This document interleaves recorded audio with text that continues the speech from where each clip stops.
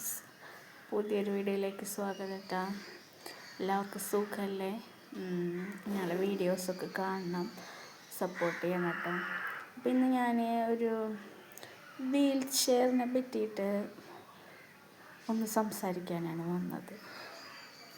Wheel chair എന്ന് വെച്ചാൽ എനിക്ക് എൻ്റെ ചെറുപ്പത്തിൽ മുതലേ ഒരു പേടിയുള്ള സാധനമായിരുന്നു. വീൽ ചെയർ കാണണത്, തൊടണത്, അതിലാരെങ്കിലും ഇരിക്കണത് കാണണതൊക്കെ എനിക്ക് പേടിയായിരുന്നു. ആ വീൽ ചെയറിലിരിക്കുന്ന ആളുകളെ അടക്കം നമുക്കൊരു പേടിയോടുകൂടി അവരുടെ അടുത്തേക്ക് പോകാനും തൊടാനൊക്കെ ഒരു പേടിയായിരുന്നു മനസ്സിൽ. അതെന്താണെന്ന് ചോദിച്ചാൽ എനിക്കങ്ങനെ അറിയില്ല. ചെറുപ്പത്തിൽ എനിക്ക് വീൽ ചെയറിനോടൊരു പേടിയാണ്. വയ്യാത്തവരാണല്ലോ. അപ്പം പിന്നെ ആ വീൽ ചെയറിൻ്റെ ചക്രവും അത് നീങ്ങണതൊക്കെ എനിക്ക് എന്തോ ഒരു ഭയമായിരുന്നു. അതെന്താ എൻ്റെ മനസ്സിൽ അങ്ങനെ വന്നതെന്ന് ചോദിച്ചാൽ എനിക്കറിയില്ല. അതേപോലെ ചെറുപ്പത്തിൽ എനിക്ക് കപ്പ് കൊണ്ട് തലയിൽ കൂടെ വെള്ളം ഒഴിച്ച് കുളിപ്പിക്കുകയൊക്കെ ചെയ്യണ ആ സമയത്ത് മുതലേ എനിക്കത് ഭയങ്കര പേടിയായിരുന്നു. തലയിൽ ഇങ്ങനെ വെള്ളം ഒഴിക്കുമ്പോൾ ശ്വാസം കിട്ടാതെ അതുപോലെ ഓളിയിട്ട് കരയും. കുറേ വലുതായതിന് ശേഷമാണ് അങ്ങനെ വെള്ളം ഒഴിച്ച് തുടങ്ങിയത്. അപ്പം അതുപോലെ തന്നെയായിരുന്നു ഈ വീൽ ചെയറും. പക്ഷേ എൻ്റെ ജീവിതത്തിൽ ഇന്ന് ആ വീൽ ചെയറിനൊരു സ്ഥാനമുണ്ടായി. എനിക്ക് പേടിച്ച് ഞാൻ മാറി നിന്നിരുന്ന ആ ഒരു സാധനം എൻ്റെ ജീവിതത്തിലൊരു ഘടകമായി മാറി. അപ്പം ഞാനിങ്ങനെ ചിന്തിക്കുകയാണ്, ദൈവം ആ ഒരു പേടി എന്ന് പറയുന്ന ആ ഒരു സംഭവം എൻ്റെ ലൈഫിലേക്ക് എത്തിപ്പിച്ചു. ഇന്ന് എൻ്റെ റൂമിൽ അതിനൊരു സ്ഥലമുണ്ട്. അപ്പോൾ ആ ഒരു രീതിയിലേക്ക് ഇന്ന് എന്നെ വിധി എത്തിച്ചിരിക്കുകയാണ്. വിധി എന്ന് പറഞ്ഞാൽ ഒന്നിനും പഴിചാരാനോ അല്ലെങ്കിൽ സന്തോഷമായാലും ദുഃഖമായാലും കേട്ടോ, അതെനിക്കിഷ്ടമല്ല. എനിക്ക് സഹതാപങ്ങളൊന്നും ഇഷ്ടമല്ല. സഹതാപം കൊണ്ട് നമുക്ക് എന്ത് കിട്ടണം? ഒന്നും കിട്ടണില്ല. ആ സമയം ഒരു പ്രാർത്ഥനയോ ഒരു നല്ലൊരു വാക്കോ അവരുടെ ഒരു പ്രാർത്ഥനയിൽ നമ്മളൊന്ന് ഉൾക്കൊള്ളിച്ചാൽ മതിയില്ലേ. അപ്പം പറഞ്ഞു വന്നത് വീൽ ചെയർ. അപ്പം ഇന്ന് എനിക്ക് എൻ്റെ മോന് വയ്യാതെയായി അവൻ നിലത്ത് ഇരുന്ന് നിരങ്ങുന്ന ഒരു കുട്ടിയെന്ന് വരെ ആളുകൾ പറയുന്നത് ഞാൻ കേട്ടിട്ടുണ്ട്. അവൻ ജനിച്ചപ്പോൾ അങ്ങനെ ആയിരുന്ന ഒരു കുട്ടിയല്ല. എന്നെ അമ്മ എന്ന് വിളിക്കായികയോ അല്ലെങ്കിൽ ബുദ്ധിക്കുറവോ അങ്ങനെയൊന്നുമുള്ള ഒരു കുട്ടിയല്ല. അങ്ങനെയുള്ള ഒരുപാട് കുട്ടികൾ അച്ഛനമ്മമാർ നോക്കുന്നുണ്ട്. ഞാനിപ്പം കൊച്ചുവിൻ്റെ BRCയിൽ അവനെ ചേർന്നതിന് ശേഷം അവിടെ പോകുമ്പോൾ കാണുന്ന അവസ്ഥയിലുള്ള കുട്ടികൾ, പെരടി പോലും ഉറയ്ക്കാത്ത കുട്ടികൾ, ഒന്നും സംസാരിക്കാൻ പറ്റാതെ, അവർക്ക് എന്ത് വേണം എന്ത് വേണ്ട എന്നൊന്നും നമുക്ക് അറിയാൻ പറ്റാത്ത അവരെ കൊണ്ട് നടക്കുന്ന അച്ഛനമ്മമാരുണ്ട്. അപ്പം ഞാനെപ്പോഴും എന്നിൽ നിന്ന് താഴേക്കാണ് നോക്കണത്. കാരണം അങ്ങനെ നോക്കിയിട്ട് നമുക്ക് ജീവിച്ചിട്ട് കാര്യമുള്ളൂ. നമ്മുടെ മുകളിൽ ഏറ്റവും വേണ്ട കാര്യം പണം അതൊന്നുമല്ലല്ലോ, ആരോഗ്യമാണല്ലോ. അപ്പം അതിലും ദൈവം ചിലത് നമുക്ക് തരാതിരിക്കാം. ആരോഗ്യമുള്ള ഒരാൾക്കാർക്ക് ഒരു നിമിഷം മതി എല്ലാം പോവാനല്ലേ. നടന്നുകൊണ്ടിരിക്കുന്ന ഒരാൾക്ക് നടക്കാൻ പറ്റാതെ ഒരു നിമിഷം മതി. നമ്മൾ വീട്ടിൽ നിന്ന് അങ്ങനെയൊന്നും വിചാരിച്ചിട്ടായിരിക്കില്ല പോവുക. പക്ഷെ ചിലപ്പോൾ നമ്മൾ വിധി കൊണ്ടെത്തിക്കുന്നത് പിന്നെ ഒരിക്കലും നടക്കാൻ പറ്റാത്തൊരു സാഹചര്യത്തിലാവാം. അപ്പം അതൊന്നും നോക്കിയിട്ട് കാര്യമില്ല. പക്ഷെ പലവരും നമ്മളോട് നോക്കാതെ പറയുന്നത് ഞാൻ കേട്ടിട്ട്, എന്തുണ്ടായിട്ട് എന്താ കാര്യം, ഇരുന്ന് നിരങ്ങണ കുട്ടിയല്ലേ. അങ്ങനെ എനിക്ക് ഇരുന്ന് നിരങ്ങണ ഒരു കുട്ടിയുള്ളത് കൊണ്ട് ഞാൻ ദൈവത്തിനോടോ പിന്നുള്ളവരോടോ പഴി പറഞ്ഞിട്ടൊരു കാര്യമില്ല. അത് ഞങ്ങളുടെ ഒരു അവസ്ഥയാണ്. അത് അവൻ ആ അവസ്ഥയിലൂടെ കടന്നു പോകുമ്പോൾ അവൻ്റെ കൂടെ അവൻ്റെ കയ്യായും കാലായും ഒക്കെ ഞാനുണ്ട്. അതെനിക്ക് മുന്നോട്ടുണ്ടാവും എന്നുള്ളൊരു വിശ്വാസമുണ്ട് എൻ്റെ ജീവൻ നിലയ്ക്കണ വരെ കേട്ടോ. അപ്പം അങ്ങനെ പറഞ്ഞ് ഇരുന്നപ്പോൾ അവനെ പൊക്കാനും ഇതിനൊന്നും ഞാൻ വീൽ ചെയർ വേണം, എനിക്ക് വീൽ ചെയർ പേടി. വലുതായതിന് ശേഷം ആ പേടിയില്ല. പക്ഷെ പേടി കൊണ്ടല്ല, ആ ഒരവസ്ഥയിലേക്ക് അതിൻ്റെ ഒരു ആവശ്യഘട്ടം വരുമ്പോൾ മതി എന്ന് വെച്ചിട്ട് എല്ലാവരും എന്നോട് പറഞ്ഞിട്ടുണ്ട് വീൽ ചെയർ നോക്കായിരുന്നില്ലേ എന്നൊക്കെ. പക്ഷെ ഞാൻ പറഞ്ഞു വേണ്ട, ഇപ്പം വേണ്ട. അത് ആയിക്കഴിഞ്ഞ് പിന്നെ അവന് ചെയ്യുന്നതിലും കുറച്ച് കൂടെ മടിയും കാര്യങ്ങളൊക്കെ വന്നാലും വേണ്ടാന്ന് വെച്ചിട്ട് ഞാൻ വീൽ ചെയർ വേണ്ടാന്ന് തീരുമാനം എടുത്തത്. ഇപ്പം എനിക്ക് വീൽ ചെയർ വേണമെന്ന് തോന്നി. കാരണം എന്താണെന്ന് വെച്ചാൽ കുട്ടി ഇങ്ങനെ വീടിൻ്റെ ഉള്ളിൽ തന്നെ അകപ്പെട്ട് പോകരുത്. അവന് പുറത്തേക്ക് പോകണം, പുറത്തെ കാഴ്ചകൾ കാണണം, പുറത്തെ പരിപാടികളിൽ പങ്കെടുക്കണം. അതുകൊണ്ട് തന്നെയാണ് ഇപ്പോൾ ഞാനിത് വെളിപ്പെടുത്തി ഞങ്ങൾ സോഷ്യൽ മീഡിയയിൽ വന്നതും. ഇപ്പോൾ ഫേസ്ബുക്ക് ആയാലും വാട്സപ്പ് ആയാലും ഒക്കെ ഇങ്ങനെ നമുക്ക് വയ്യാത്ത ഒരവസ്ഥയാണല്ലോ അതിപ്പോൾ ആർക്കും വരാം. അത് വിചാരിച്ച് നമ്മൾ റൂമിൻ്റെ ഉള്ളിൽ എനിക്കൊരു വയ്യാത്ത കുട്ടിയുണ്ട്, ആ കുട്ടീനെയും കൊണ്ട് ഞാൻ പുറം ലോകം കാണാതെ ജീവിക്കണമെന്ന് ചിന്തിക്കുന്നത് തെറ്റാണ് അല്ലേ? അങ്ങനെ ചിന്തിക്കുന്നവരുണ്ടായിരിക്കാം. അവൾ ഈ ലിപ്സ്റ്റിക്കൊക്കെ ഇട്ട് കണ്ണും പൊട്ടൊക്കെ കുത്തി അങ്ങനെ നടക്കുക, അവൾക്കൊരു വിഷമവും ഇല്ല. അങ്ങനെ ചിന്തിക്കുന്ന ആളുകളുണ്ട്, നമ്മുടെ സമൂഹത്തിലുണ്ട്, നമ്മുടെ അടുത്തുണ്ട്, നമുക്കറിയുന്നവരുണ്ട്. പക്ഷേ അവരുടെ അടുത്തൊന്നും സംസാരിക്കാൻ പോകാൻ ഞാൻ അത്രയും തരം താന്നിട്ടില്ല. മനസ്സിലായോ?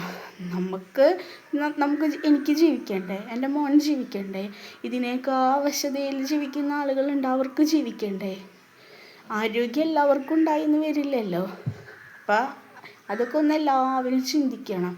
ഓരോരുത്തരുടെ ജീവിതം കാണുമ്പോൾ അതിന് ചിലപ്പോൾ നമുക്ക് ഇന്നൊരു സന്തോഷം തോന്നാം, നാളെ നമുക്ക് എന്ത് വരുന്നൊന്നും പറയാൻ പറ്റില്ല. നാളെ എന്നല്ല, അടുത്ത നിമിഷം. അതെല്ലാവരും ചിന്തിക്കണം.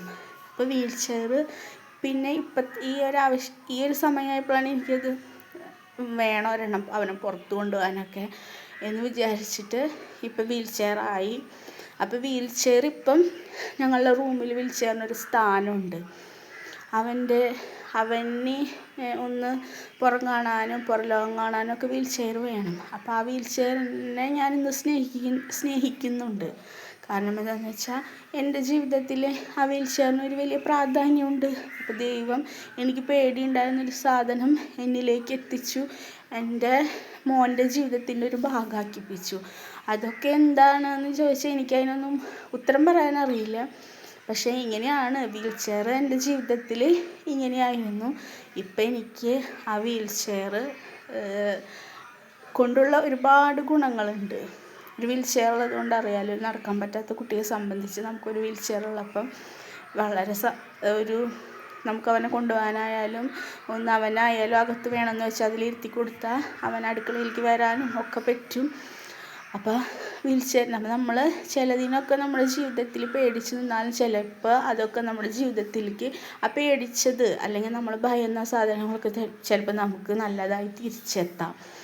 അതുപോലെ തന്നെ മറ്റുള്ള ഒരാളുടെ വേദനയോ ദുഃഖങ്ങളോ കണ്ട് സന്തോഷിക്കാതിരിക്കുക. കാരണം നമുക്ക് അടുത്ത നിമിഷം എന്താ വരിക എന്നറിയില്ല. അതിപ്പോൾ അസുഖമായാലും ശരി, എന്ത് കാര്യത്തിലായാലും ശരി, നമ്മൾ ഉപദ്രവിക്കാൻ പോവണ്ട, നമ്മൾ സഹായവും ചെയ്യണ്ട, ഒരു സഹതാപവും വേണ്ട, ഒരു സഹായവും വേണ്ട. ഉപദ്രവിക്കാതിരിക്കുക. ഞങ്ങളെപ്പോലെയുള്ള അമ്മമാരേനെ അല്ലെങ്കിൽ കുടുംബങ്ങൾ അവരുടെ ഉള്ളിൽ അവർക്കുണ്ടാവുന്ന ബുദ്ധിമുട്ടുകളെ മനസ്സിലാക്കാനായിട്ടുള്ളൊരു മനസ്സ് വേണം. ചിലവർക്കൊന്നും അതില്ല. ഒരുപാട് ആളുകൾ, ഞാൻ പറയട്ടെ, ഒരുപാട് ആളുകൾ പണത്തിന് വേണ്ടി മാത്രം സ്നേഹബന്ധങ്ങൾ, പൈസ ഉള്ളവരോട് സ്നേഹം, പൈസ ഇല്ലേ, ആരോഗ്യമില്ലേ, അവരുടെ അവസ്ഥ മോശമാണോ, അവരായിട്ടുള്ള ബന്ധം വേണ്ട, വേണ്ടപ്പെട്ട ബന്ധങ്ങൾ പോലും ചില സമയത്ത് നമുക്ക് ബന്ധനങ്ങളായി മാറാം. അങ്ങനത്തെ ബന്ധങ്ങളിൽ നിന്നൊക്കെ മാറി നിൽക്കുന്നതാണ് ഏറ്റവും നല്ലത്. നമുക്ക് ബന്ധനമല്ലാത്ത ബന്ധങ്ങൾ, സ്നേഹബന്ധങ്ങൾ, അത് ചിലപ്പോൾ ബന്ധുക്കളാവണമെന്നില്ല. നമ്മളോട് സ്നേഹം കാണിക്കുന്ന സ്നേഹബന്ധങ്ങൾ, അവരെയൊക്കെ കൂട്ടിച്ചേർത്ത് പിടിക്കുക.